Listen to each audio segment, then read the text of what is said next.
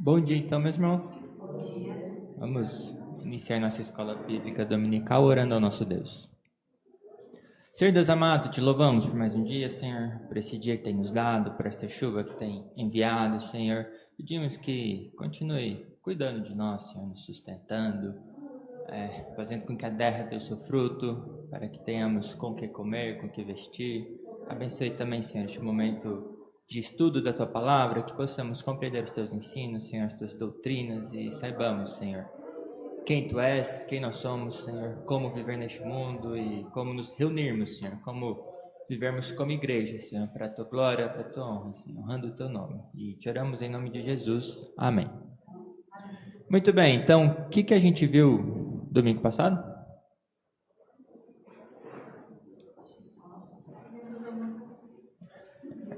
Nas anotações, a nossa memória escrita.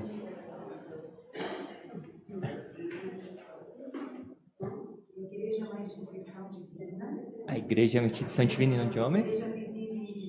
Sobre a visível e invisível? A invisível por os salvos e os eleitos. Invisível é composta por todos os eleitos de todos os tempos?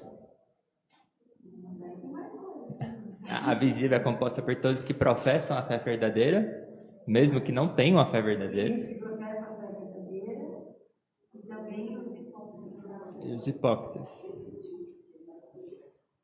Cristo morreu pela igreja invisível. Cristo morreu somente pela igreja invisível, a gente não afirma isso para a igreja visível, por causa que tem os hipócritas e os que não têm a...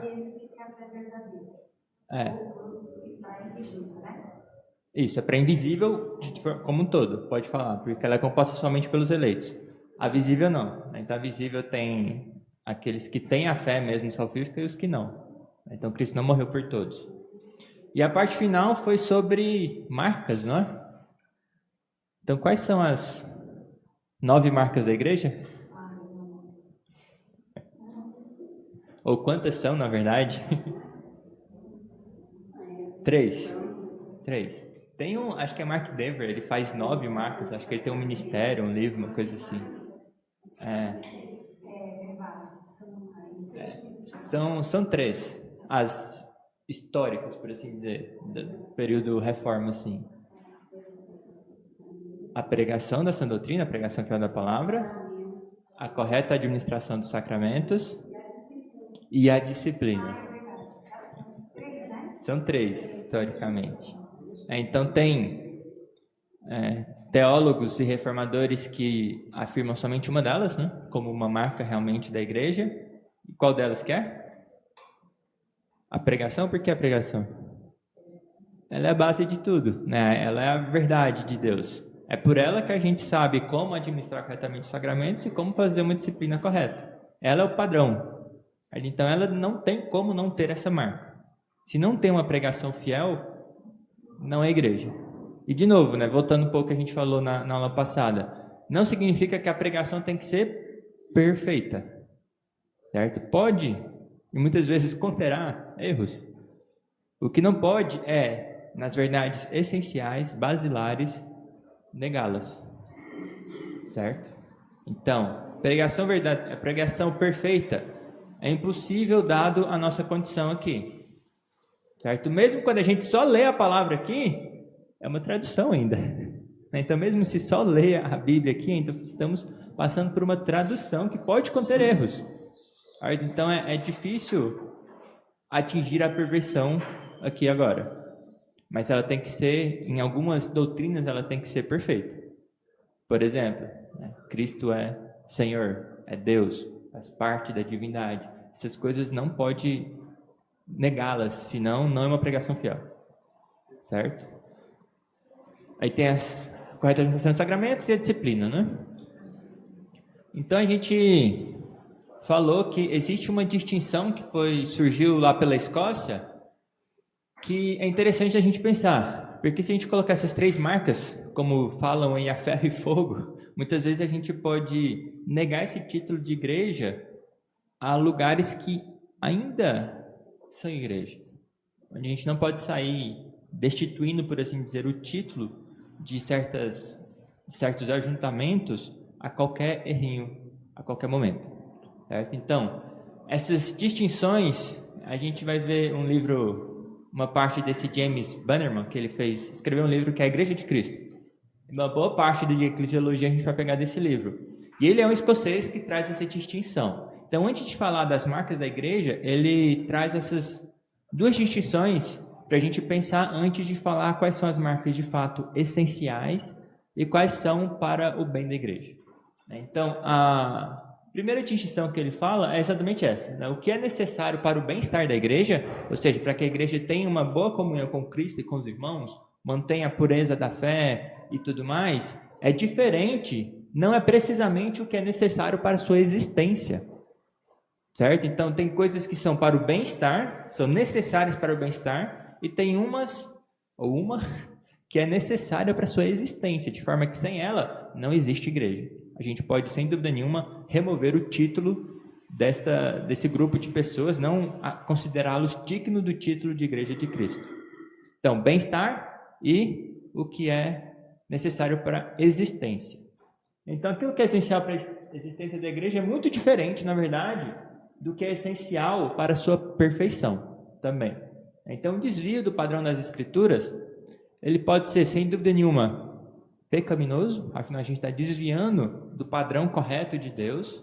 Pode ser, sem dúvida nenhuma, prejudicial, mas não é um erro fundamental e não desqualifica os seus ministros, por exemplo, a continuarem pregando a palavra. E não desqualifica, por exemplo, as ordenanças, os sacramentos, os batismos que aconteceram não deixam de ter valor. Certo? Então, desvios, não tem como dizer que está ok. Sempre serão pecaminosos e prejudiciais. O ideal é que a gente busque cada vez mais nos aproximarmos da perfeição. Então, se a gente está em desvio, é errado. Mas isso não desqualifica, de uma vez por todas, os ministros de continuarem pregando, os sacramentos, as ordenanças, o que está acontecendo naquela igreja. Certo? Aqui tem uma frase de Calvino, eu não lembro de onde que eu tirei ela, certas institutas ou de algum comentário. Ele fala que porque os artigos da doutrina não têm todos o mesmo peso. Há alguns cujo conhecimento nos é tão necessário que é preciso mantê-los fixos e indubitáveis. Ou seja, a gente não pode ter nenhuma sombra de dúvida em relação a esses artigos de doutrina. Por exemplo, pois constituem os princípios da religião. Por exemplo, que existe um só Deus. Então, se você é politeísta, você não está na verdadeira fé, na verdadeira religião. Aquela igreja não é verdadeira. Cristo é Deus e Filho de Deus. Que nossa salvação fundamenta-se na misericórdia divina e coisas semelhantes. Então, esses artigos de doutrina, eles têm um peso muito maior do que outros. Por exemplo, qual é a forma de batismo? Não tem o mesmo peso do que esses aqui. Esses aqui precisam estar fixos e indubitáveis. Não podemos ter dúvidas em relação a isso. Não podemos duvidar que Cristo é Deus, que Ele é o nosso Senhor, que a salvação não é pelo nosso mérito, mas é pela misericórdia divina. Essas coisas têm que estar indubitáveis. Certo? Tem um peso gigantesco, são fundamentais. Certo? E há outros artigos que ele fala que são objeto de controvérsia entre as igrejas, mas que não rompem a unidade da fé. Certo? A nossa unidade da fé não está rompida com essas outras igrejas que praticam batismo diferente, que têm divergências em algumas doutrinas que não são essas. Certo? Tudo bem? Então, a nossa fé se mantém a mesma. Por exemplo, a gente já falou aqui sobre os arminianos. Os arminianos, eles têm uma unidade na fé com a gente? Tem. Temos uma unidade na fé. A gente fala sobre a incoerência deles, né? Do nosso ponto de vista, pelo menos, eles são incoerentes. Porque eles afirmam que você precisa crer, convidar, etc. Mas eles, quando você pergunta e põe contra a parede, eles falam que é pela misericórdia de Deus. Certo? Eles colocam a sua ação de alguma forma, mas eles negam que a salvação vai ser por seu mérito, vai ser só pelo mérito de Deus. Então, apesar disso, eles têm, então, essa ideia correta de que é pela misericórdia divina. Certo? Então, muitas divergências doutrinárias aí, nós não consideramos como rompendo os laços da unidade da fé. Certo? Mas algumas, sem dúvida.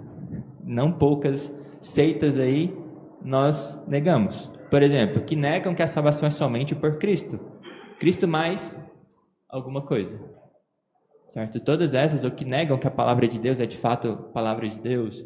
Todas essas coisas são prejudiciais e rompem a unidade da fé. Tudo bem? Deixam de ser pregação fiel, né? Ao citar Filipenses 3,15, Calvino fala que Paulo indica que se surgir alguma diferença em assuntos não necessários, a unidade deve ser mantida entre os cristãos. Abram lá, por favor, Filipenses, capítulo 3,15. Não é um texto tão óbvio assim de pensar o que Calvino pensou.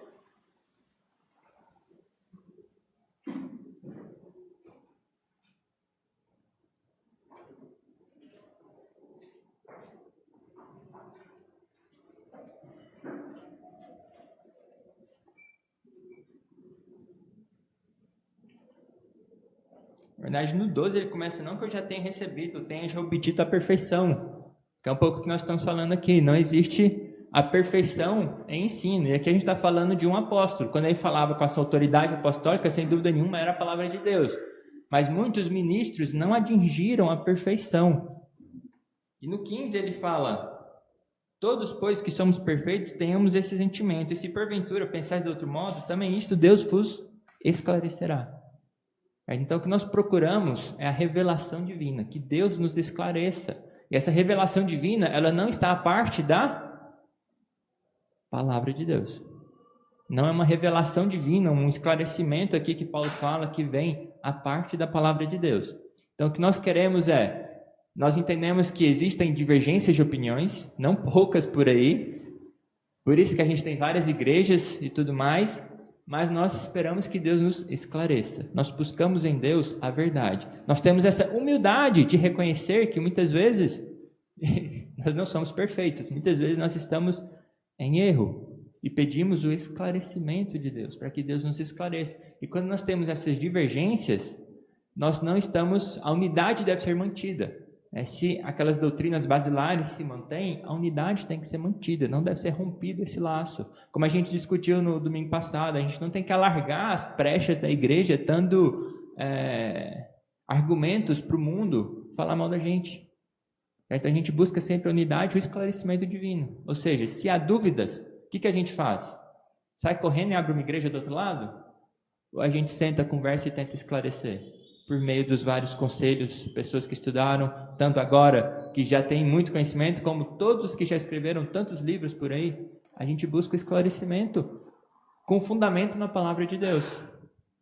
Certo? Esse é sempre o primeiro passo. A gente falou também que há momentos em que é um dever separar-se de uma igreja, que deixou de ser igreja. Mas esse não é o nosso primeiro passo. Se a gente ainda tem, pelo menos a pregação fiel, não perfeita, mas fiel, a gente busca esclarecer desses pontos. E a gente espera com paciência o outro mudar de opinião, né? Até quem sabe, ou a gente mudar de opinião também, né? Então tem que ter humildade de entender que somos imperfeitos e podemos estar errados em qualquer tipo de argumentação por aí, né? Esse é uma característica importante que possamos ter. Tudo bem? Muito bem. A segunda distinção que ele faz é sobre as coisas para as quais a igreja foi constituída e as coisas que foram instituídas para a igreja. Então tem algumas coisas que precedem a igreja, que a igreja foi feita para dar continuidade àquilo, e tem coisas que, uma vez que foi feita a igreja, nós precisamos disso agora para que a igreja possa caminhar. Então tem coisas que precedem a igreja, coisas pelas quais a igreja foi constituída para aquilo, e tem coisas que foram constituídas para a igreja. Então são duas coisas distintas. Então a igreja, por exemplo, como a gente viu, até uma forma de se referenciar à igreja é a coluna e baluarte da verdade, né? A igreja é coluna e baluarte da verdade, está lá em Timóteo. Cristo veio ao mundo então para o quê? Quando ele responde a Pilatos, foi para isso que eu vim ao mundo, para dar testemunho da verdade. Cristo é a verdade. Então a verdade é algo que precede a instituição da igreja. E a igreja foi criada, então, para ser coluna e baluarte dessa verdade, para ser a defensora da verdade. Então, proclamar a verdade é algo pelo qual a igreja foi feita. Precede a igreja. Então, a igreja precisa proclamar a verdade. Essa é uma das coisas para as quais a igreja foi criada. Certo? Então, apóstolos, por exemplo, apóstolos, profetas, evangelistas e mestres, eles foram instituídos para a igreja. certo? Para a igreja. Então isso aqui agora é uma coisa que foi feita depois que a igreja foi instituída para o bem da igreja.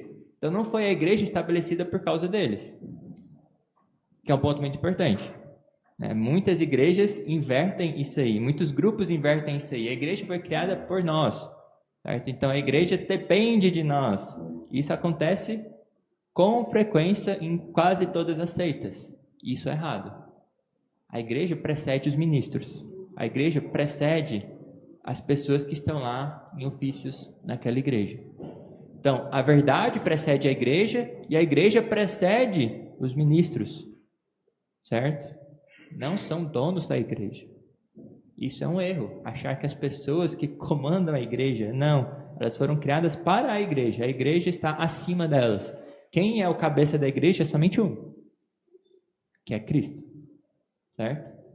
Então, as coisas instituídas para a igreja são essenciais para o seu bem-estar. Então, uma igreja precisa ter ministros, precisa ter mestres, precisa ter evangelistas, precisa ter pessoas que trabalhem, sejam oficiais na igreja e façam a obra continuar. É necessário para o bem-estar, não para a sua existência, certo? Que a ideia é que ele faz essa distinção. Então, mesmo que igrejas não tenham tudo isso perfeito, elas ainda podem ser igrejas. Agora, se a igreja não tem a verdade, ela pode ser chamada de igreja? Não. Então, a verdade é essencial. A igreja é coluna e baluarte da verdade. Então, é essencial que a verdade seja proclamada na igreja, de outra forma ela deixou de ser digna desse título. Então, as coisas pelas quais a igreja foi instituída são fundamentais para a sua essência, que é a verdade. Sem essas coisas, qualquer grupo aí que afirme ser igreja de Cristo não é digno desse título. Nós podemos, sem soberba, com toda humildade e respeito, afirmar que aquilo lá não é igreja, mas sim uma sinagoga de Satanás. Porque se não está ajuntando com Deus, está fazendo o quê? Espalhando. Se lá é proclamado mentiras, lá não é uma porta que vai ajudar a chegar numa igreja verdadeira, não é nada disso. Se lá é proclamada a mentira, é uma sinagoga de Satanás e ponto final. Todos os eleitos de Deus que por acaso estejam nesses grupos, eles necessariamente vão sair. Porque o que Cristo fala em João capítulo 10? A minha ovelha ouve a minha voz e me reconhece, me segue. Então, ela não vai seguir o salteador, o ladrão. Ela não vai permanecer na mentira, ela vai vir para a verdade. É necessário que eles saiam daquilo lá. É necessário. Elas vão ouvir a palavra de Deus, vão ouvir, vão reconhecer o bom pastor e vão seguir o bom pastor. Não vão seguir ladrões e salteadores. Tudo bem? Então a gente pode falar, sinagoga de Satanás. Feitas essas distinções, então, a gente vai ver quais são as marcas de acordo com essa ideia, né? Essa forma surgindo lá pela Escócia, sobre quais são as marcas, né? Então, primeiro, qual que é o objetivo da igreja? Pregar a palavra, né? Então, qual que é o objetivo da igreja? O objetivo da igreja é glorificar a Deus, né, na salvação de pecadores por meio da pregação da palavra. Proclamação do evangelho. Proclamar a verdade. Esse é o objetivo da igreja. A gente pode pensar, é claro, o objetivo da igreja é edificar os membros. O objetivo da igreja é fazer com que esses membros edificados sejam luz no mundo, sal e etc. Levem o evangelho, né, fortalecer os membros. É para a edificação do corpo de Cristo. Mas uma forma que a gente pode definir isso em poucas palavras é proclamar o evangelho. O objetivo da igreja não é ser um centro social. Não é com que as pessoas se divirtam. É para que a verdade seja estabelecida. Certo? Nossas reuniões precisam ter a verdade proclamada. Nossas conversas devem ter a verdade sendo proclamada e não a mentira. Então esse é o objetivo da igreja, manter e pregar a verdadeira fé, ou doutrina de Cristo. Essa é a única marca segura, portanto, e infalível de uma igreja cristã. Então se tem isso, se a verdade é a doutrina de Cristo, o evangelho, afinal, o que é o evangelho? As boas novas de Cristo, é a pessoa e a obra de Jesus Cristo, como está lá em 1 Coríntios 15, 2 Coríntios 15, que o Paulo fala exatamente isso.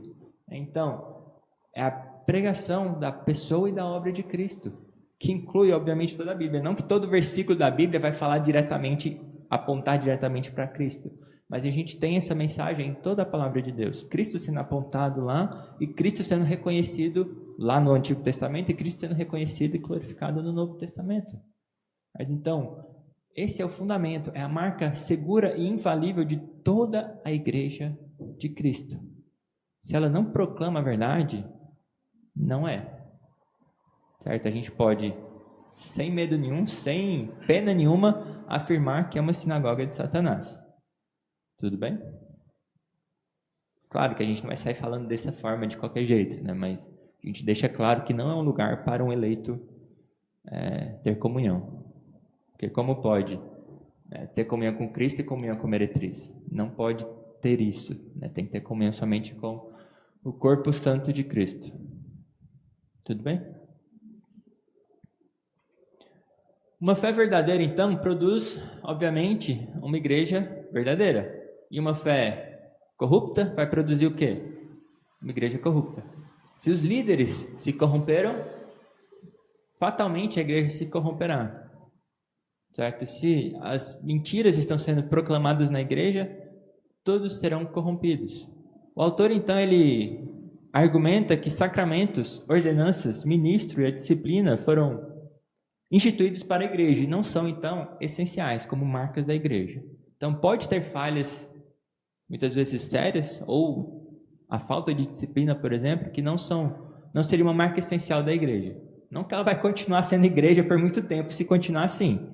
Vai ser prejudicial ao seu bem-estar, como a gente falou, coisas que são essenciais para a sua existência e coisas que são essenciais para o seu bem-estar. Se não tem as ordenanças, que é um meio de graça sendo administrado corretamente, se os ministros não são bem preparados e fiéis, se a gente não tem o exercício da disciplina, como vocês falaram no domingo passado, vai virar bagunça. Ou seja, as coisas eventualmente vão degringolar. Então, para o bem-estar, elas são necessárias. Para a sua existência, não. Pode ser um sinal que está indo de mal a pior, mas para a sua existência, não. Então, se falta uma dessas, a gente não sai falando, por exemplo, que é uma sinagoga de Satanás. A gente tenta ajudar, né, exerce uma boa influência, e se Deus permitir, aquela igreja se restaurará. Se não, pode caminhar para uma sinagoga de Satanás. Então, isso não seria, de acordo com essa ideia, com essas distinções feitas, marcas essenciais. Jerônimo, falando contra o arianismo, que era um grupo de pessoas que começaram a falar que Jesus Cristo não era de fato Deus, era o Filho de Deus, talvez o primeiro a ser criado, seria criado, não seria de fato mesma essência de Deus. O que é, obviamente, falta com a verdade, seria seita e heresia. Então, ele fala que a igreja não consiste em muros, mas na verdade de seus ensinos. Onde está a verdadeira fé, aí está a igreja. Então, a igreja não consiste em placas, em muros e coisas assim, mas na verdade sendo proclamada. Essa seria o que marca uma igreja. Não exatamente qual que é a placa que está ali em cima, certo? Quem é que está no comando, etc. Mas os ensinos daquela igreja, a doutrina daquela igreja. De novo, a gente volta no que a gente falou na aula passada também. Doutrina é essencial. Quando a gente falou da pregação da palavra, a gente leu vários textos que falam sobre a doutrina. Quem não prega a doutrina de Cristo não está no corpo. Não faz parte do corpo. Então, a doutrina, qual que é a doutrina daquela igreja é essencial. Quando a gente fala, não pregue isso, pregue a Cristo. Não pregue doutrina, na verdade, pregue a Cristo. Como é que você vai pregar a Cristo sem doutrina? Quando você pergunta quem é Jesus, você precisa falar a doutrina de Cristo. Não existe pregação sem ensino. Doutrina é ensino. Então, nossa doutrina tem que estar correta, bem fundamentada. Então, onde está a verdade, aí está a verdadeira igreja de Deus. Certo? O que remove, então, os direitos eclesiásticos de uma denominação não é a falta de pedigree apostólico. Então, se não tem aquela linhagem remontando até Pedro, não é isso que vai remover os direitos eclesiásticos daquele grupo de pessoas. Nem é isso que vai dar direitos eclesiásticos daquele grupo de pessoas. Mas a ausência da doutrina dos apóstolos. Então, a igreja primitiva perseverava nas orações, na comunhão, no quê? A primeira parte. Na doutrina dos apóstolos. Então a igreja, em Atos 4, se não me engano, perseverava na doutrina dos apóstolos, no partir do pão. É essencial. A doutrina dos apóstolos é essencial. Então, de novo, né? Cristo seria visto como a pedra fundamental, os apóstolos como o fundamento da igreja, a doutrina dos apóstolos, né? Que é a doutrina que eles receberam de Cristo, e daí vem a igreja. Então, se a gente não está nesse fundamento, a gente não está na igreja verdadeira. Não tem como ter outro fundamento e ter a Cristo. Tudo bem? É um ponto meio estranho, né? A gente falar quem é, quem não é, quem faz parte, quem não faz parte, mas é, de novo, necessário fazer esse julgamento. Um erro, então, dos papistas, da Igreja Católica Apostólica Romana, e de outras igrejas também, que se consideram a única verdadeira, é atribuir um valor às ordenanças exteriores, ao relacionamento exterior, que só pertence à verdade. Então, quando a gente dá um valor extremo ao que é feito exteriormente e pouco valor à verdade, ao conteúdo das coisas e mais ao ritual, a gente está se desviando do que é essencial. Está deixando o essencial de lado. Se a gente deixa o essencial de lado, não é de se assustar que aquilo lá vai deixar de ser igreja de Cristo. Certo? Então, nós precisamos nos apegar, na verdade, ao conteúdo antes de mais nada. Antes da forma, vem o conteúdo. Certo? Que é a palavra de Deus, a verdade. Então, o que é essencial, portanto, vai ser sempre a verdade. A verdade não foi estabelecida por causa da igreja. E, de novo, é o que muitos afirmam. A igreja é que trouxe a Bíblia. A igreja é que estabeleceu a verdade. Não. Não é essa a ordem correta. A verdade não foi estabelecida pela igreja, mas o contrário. A verdade é que estabelece igrejas. Certo? Então, lembra desse argumento? Por que a gente fala, quando os católicos, por exemplo, falam que a igreja católica foi que fez a Bíblia? Qual que é o nosso argumento? Foi a Bíblia recebe essa autoridade da igreja? Não, né? O que a igreja fez? Ela reconhece a palavra de Deus. A igreja fez um trabalho excelente, lá no princípio, fundamental, guiado pelo Espírito Santo, sem dúvida nenhuma, para reconhecer o que realmente é a palavra de Deus. E nós somos extremamente gratos a isso, que agora é muito fácil a gente pegar a Bíblia e ler já reconhecendo essa autoridade. Os 66. Não mais, nem menos. Então, nós somos gratos a isso, a toda essa herança, essa tradição histórica que tem da Bíblia sendo reconhecida. Mas ela não recebe essa autoridade, ela não deriva essa autoridade da igreja. Certo? Então, a verdade estabelece a igreja, não o contrário. Toda igreja que fala que a verdade e o fundamento é a autoridade das pessoas está longe da verdade. Certo? E, de novo, muitas e muitas seitas estabelecem essa autoridade nas pessoas e não na palavra de Deus, o que é mentira. Tudo bem? Muito bem. Eu, então, particularmente, eu gosto de pensar ainda nas 3 marcas, não em uma como essencial, mas eu gosto de ter as 3, que é a palavra de Deus, a correta administração dos sacramentos e a disciplina. Mas é claro que, de novo, essas distinções, elas são muito relevantes e muito interessantes a gente pensar para a gente tratar com cuidado e carinho as pessoas, as outras igrejas, os outros grupos que estão se reunindo. Porque se a gente não tem a administração e a disciplina, vai degringolar. Não tem como. O próprio autor, ele fala que não há dúvida que uma vez que a profissão da fé verdadeira e a pregação fiel da palavra está sendo feita, ela vai levar a esses pontos. Vai levar necessariamente a uma correta administração dos sacramentos e a disciplina. Então, quando a gente não tem esses 3 pontos, alguma coisa muito séria está acontecendo. Certo? Ou ela está no princípio ainda, caminhando para ser uma igreja saudável, ou ela está no seu declínio. Em qual ponto ela está? Ascendendo para uma igreja verdadeira, uma igreja saudável, quer dizer, né? Ou ela está declinando para uma sinagoga de Satanás? Então, por que eu vou para uma igreja que está em declínio?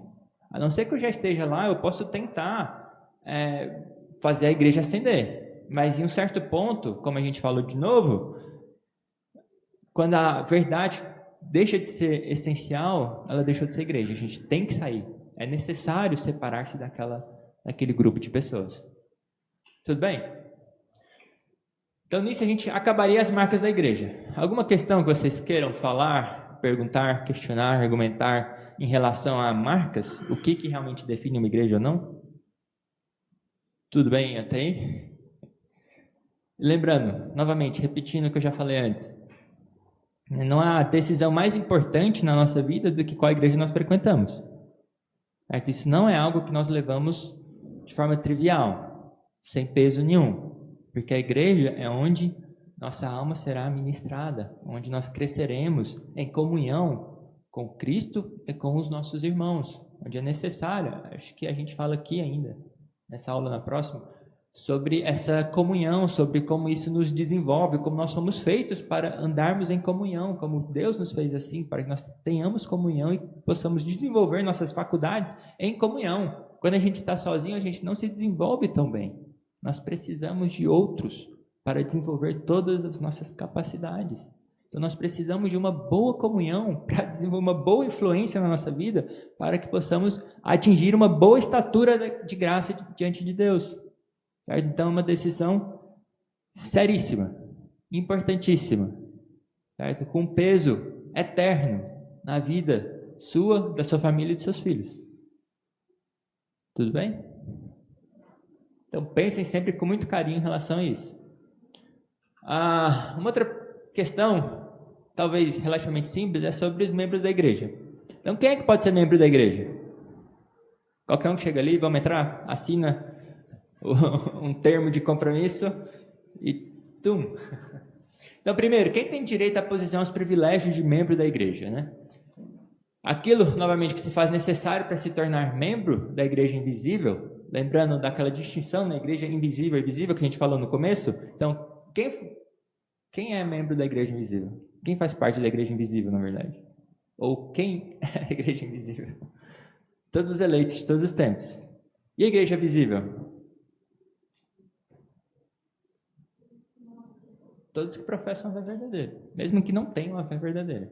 Então, aquilo que se faz necessário para se tornar membro da igreja invisível é diferente daquilo que o torna membro da igreja visível. Tanto que na igreja visível a gente tem os eleitos de Deus e outras coisas.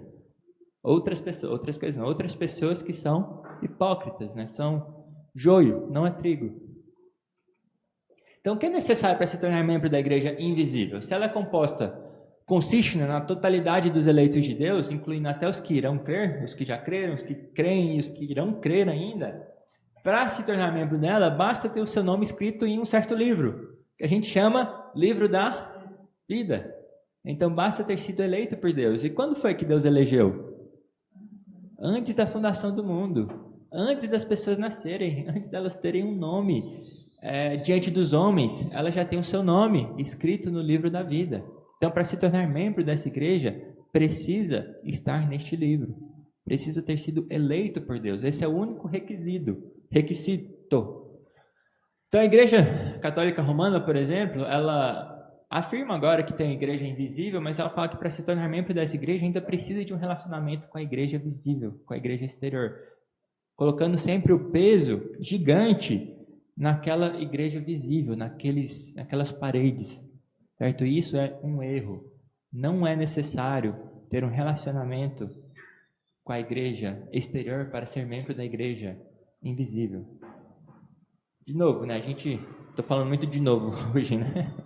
Mas a gente já falou que o que tem na nossa confissão de fé, por exemplo, que não existe salvação ordinária fora da igreja.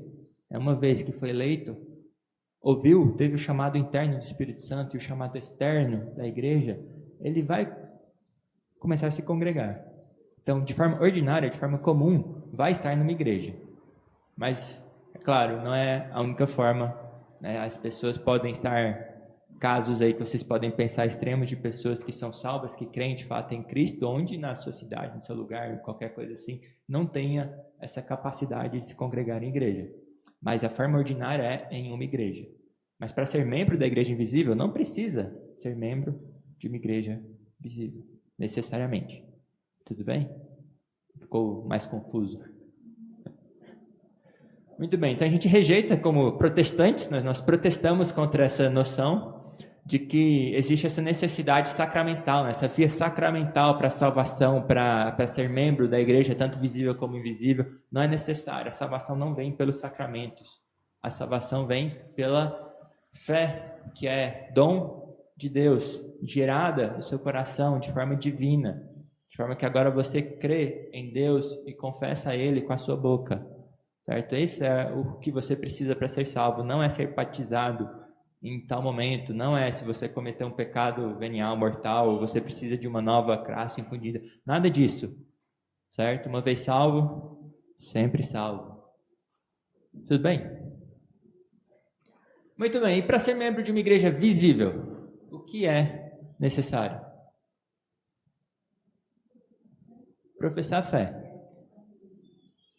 E o rito para incluí-lo seria o batismo. O rito de iniciação seria o batismo. Mas você precisa professar a fé. Mas basta professar a fé de qualquer maneira? Na prática, por assim dizer, a gente não reconhece uma profissão de fé se não vem também uma conduta. Porque a gente consegue, é difícil, mas a gente consegue, em algumas situações de forma fácil, distinguir entre uma profissão verdadeira e uma profissão falsa. Certo? É daí que a gente institui, por exemplo, a disciplina. Porque em alguns momentos a gente consegue afirmar que, pelo menos, naquele momento ele não está aparentando ter uma fé verdadeira. Se ele não anda, se ele anda em pecado, como a disciplina manda, como Paulo fala lá em 1 Coríntios capítulo 5, expulse-o da igreja. Certo? Então, para ser membro, não basta só professar. Tem que ter uma conduta adequada. Se ele não vive de uma forma adequada com aquilo que ele professa, ele não será membro, ele será expulso. Certo? Então, para ser membro, ele precisa professar, ela é composta por todos aqueles que professam a fé verdadeira, mas ele precisa viver com um certo nível. Certo? Não precisa ser perfeito, mas ele precisa buscar essa perfeição. Não deve andar em pecado. Caso contrário, será expulso. Certo? Então, é uma qualificação essencial para ter direito à membresia, fazer essa profissão. E a gente viu sobre essa necessidade de confessar publicamente. A gente viu os textos lá que, Mateus 10, que fala sobre aquele que confessar o meu nome diante dos homens, esse Cristo confessará o seu nome diante de Deus. Aquele, porém, que não confessar, Jesus Cristo também não confessará o seu nome diante de Deus. Então, é necessário essa profissão pública da sua fé. É um requisito, é uma qualificação essencial para que ele se torne membro de uma igreja. Então, falar publicamente que ele crê em Cristo e andar também de forma adequada. Certo? Caso contrário, nós não permitimos a sua membresia. Certo? Então, por profissão não significa meramente palavras, mas também as suas ações.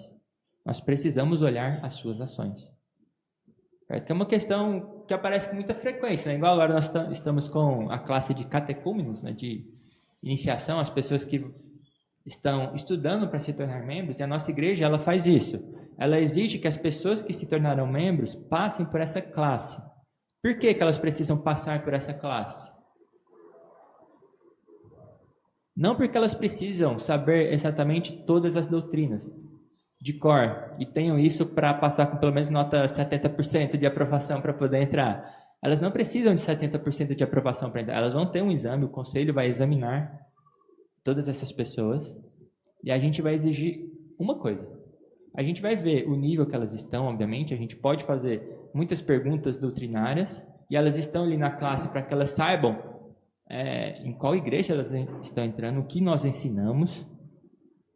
Mas elas precisam somente responder uma pergunta certa. Todas as outras elas podem errar, mas uma pergunta elas têm que acertar. E qual que é? Que é o Evangelho de Jesus Cristo. Qual é a razão que você vai entrar no céu?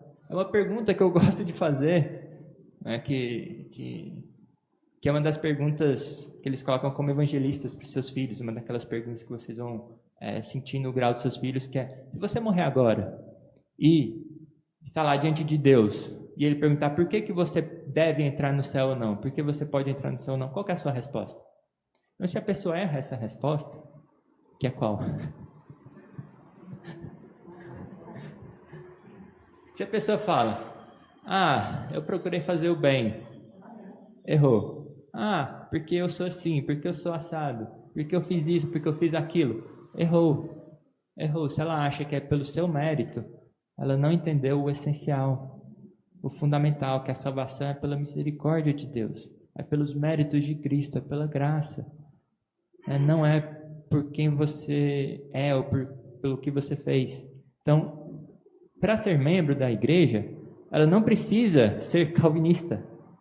Tanto que muitas vezes a gente tem muitos membros arminianos. A gente exige algumas coisas para ser oficial. Para ser um oficial da igreja, ele tem que ter algumas doutrinas bem estabelecidas, além das fundamentais, porque é o que nós ensinamos, o que nós cremos ser a verdade. Mas para ser membro regular, comungante, você precisa somente de uma coisa: professar a sua fé verdadeira, que é a fé que somente por Jesus Cristo, e Cristo somente. Certo?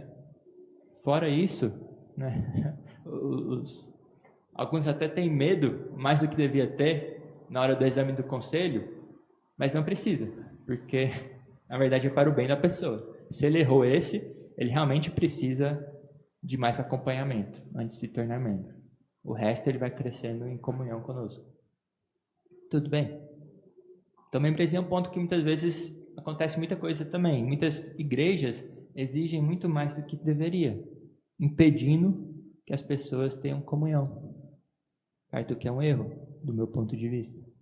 Nossa igreja faz assim também, né? Então é um erro negar a membresia, a comunhão, a pessoas que ainda não estão a uma certa estatura de conhecimento das doutrinas. Isso é exigir mais do que deveria. Tudo bem?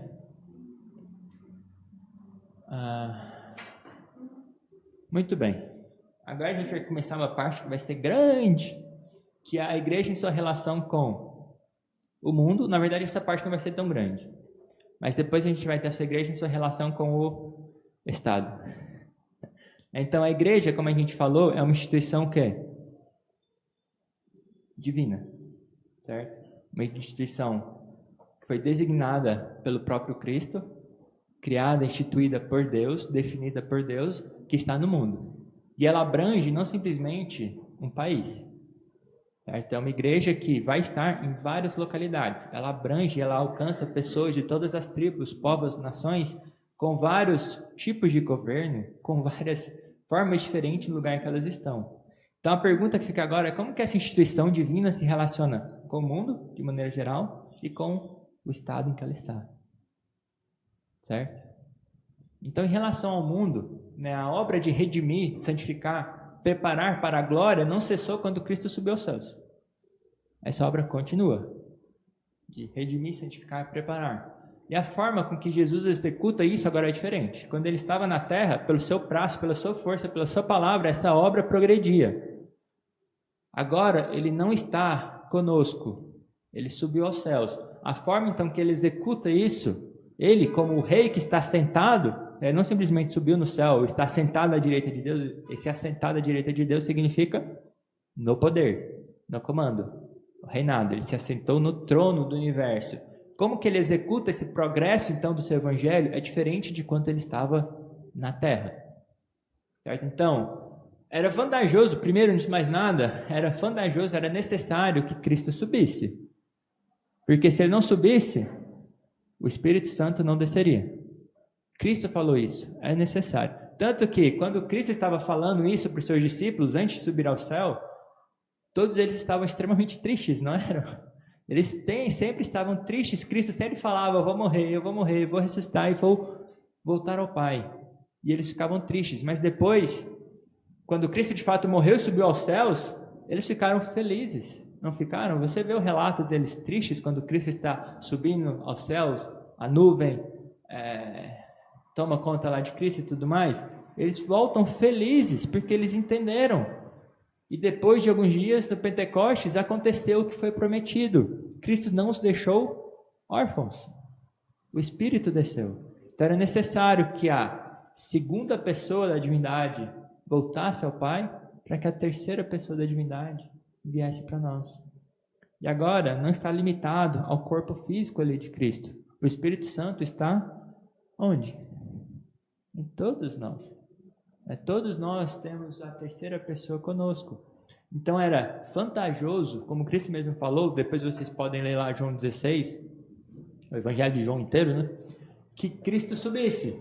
E agora então essa obra de conversão, santificação continua por meio de dois pilares que Cristo deixou.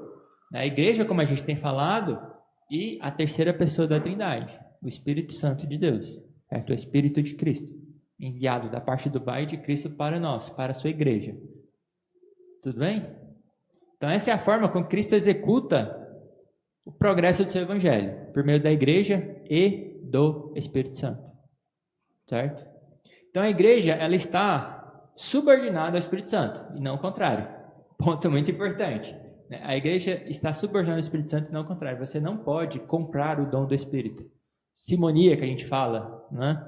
Na verdade, simonia agora a gente fala para as pessoas que querem comprar lugares, ofícios na igreja e tudo mais. Mas é o que o cara quis comprar, né? O Simão, né? Simão, alguma coisa? Não me lembro. Que ele pediu para comprar a capacidade de dar o Espírito Santo para as pessoas fazerem milagres e tudo mais. Isso não acontece. A igreja está abaixo do Espírito Santo, subordinada ao Espírito Santo. E em cooperação, o Espírito Santo então coopera com a igreja, onde a igreja é um instrumento para essa obra, para a obra que vem sendo feita nos eleitos de Deus. Certo? Então, a igreja toda, nós somos, como sempre falamos, apenas instrumentos na mão de Deus.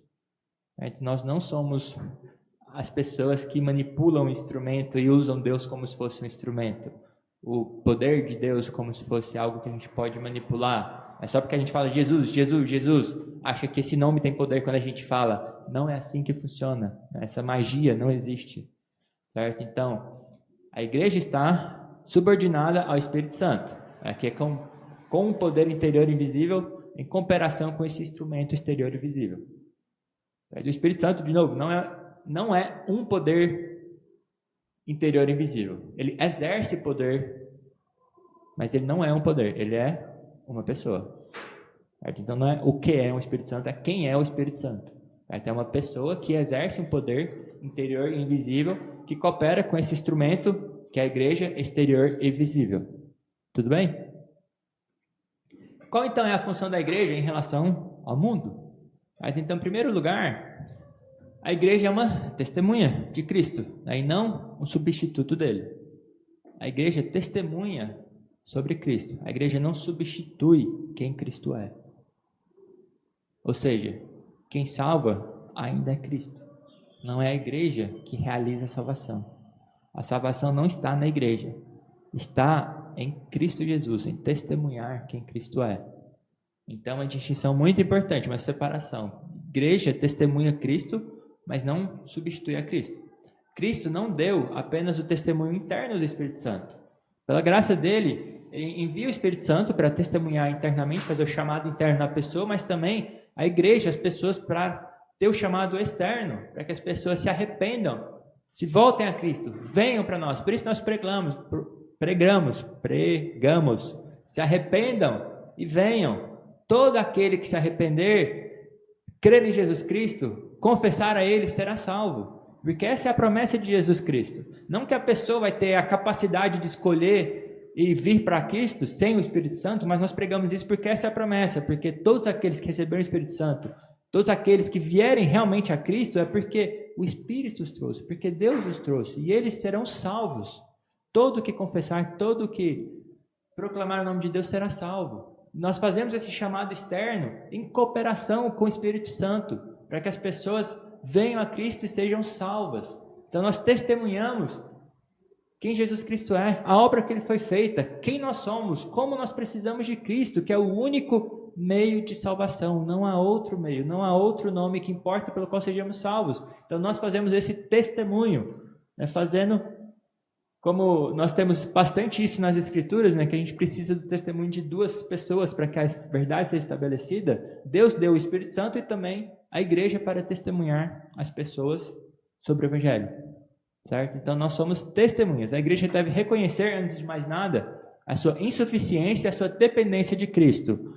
Nós, por mais que sejamos excelentes, sem o Espírito Santo de Deus, não somos nada. não convenceremos ninguém, não seremos capazes de fazer nada. Nós precisamos do Espírito Santo, nós somos insuficientes sem o Espírito Santo de Deus. Certo? Então nós precisamos dele para testemunhar do seu poder e da sua graça. Tudo bem? Para os papistas, né, a igreja não apenas testemunha, mas substitui completamente o Cristo na terra. Assumiu o lugar, né, sentou na cadeira de Cristo aqui na terra. Então a igreja romana, ela reuniria todos os poderes e ofícios de Cristo. Tudo isso na igreja, na instituição. Então ela assumiria a forma. Como é falado, na igreja seria o único vigário, que é substituto de um Senhor ausente. Certo? Então Cristo está ausente no céu, a igreja substitui completamente o seu poder e o seu ofício. A igreja tem o poder, exerce como quiser.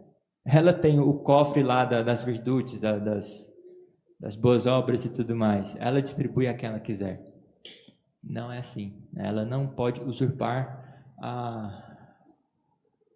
os poderes, a pessoa, o ofício de Cristo, né? O trono, o reinado de Cristo.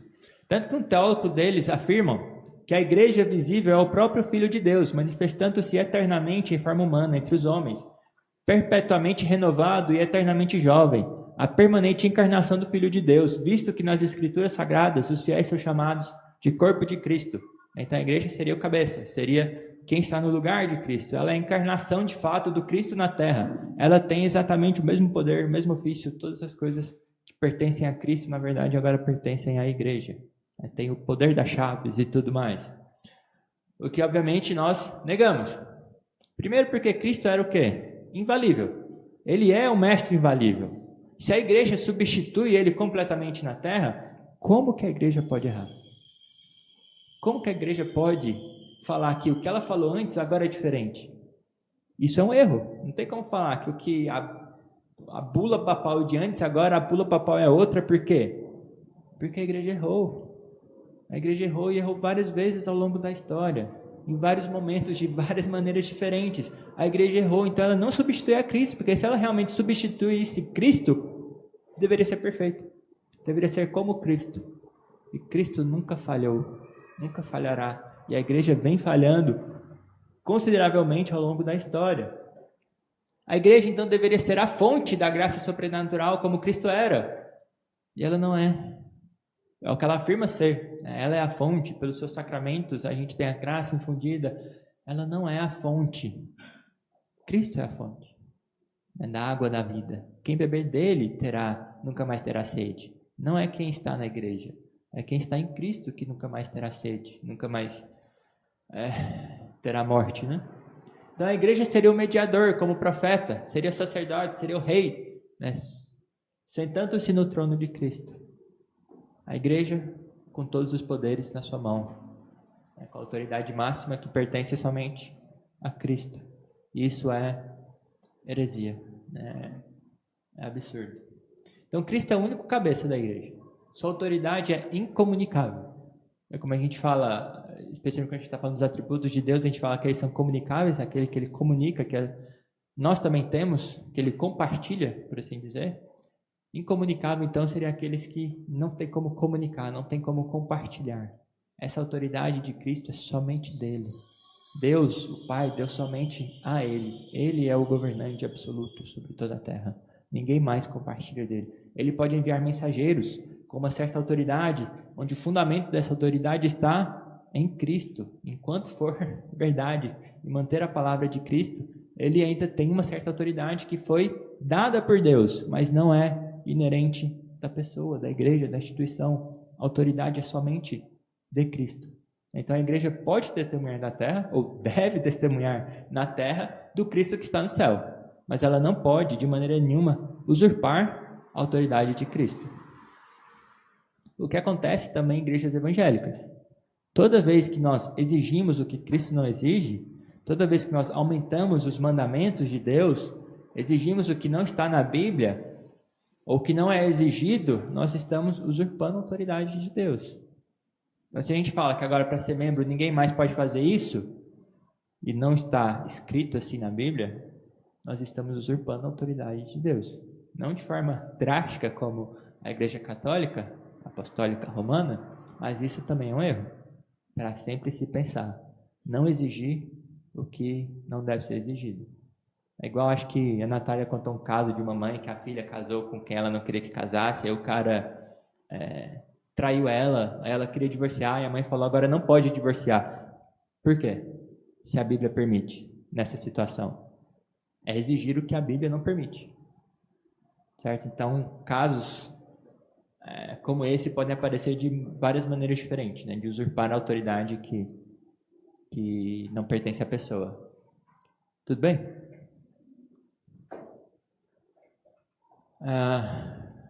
Vamos parar por aí, porque já está acabando o tempo. Então, o primeiro lugar foi, a gente tem o segundo e o terceiro. Aí depois a gente começa a igreja e o Estado. Aí a gente vai ver como que funciona a igreja em relação ao Estado, se podem se unir, se dissolver, se pode ter uma relação amigável com o Estado, como é que é isso, né? Quem manda em quem, ou se são separadas e tudo mais.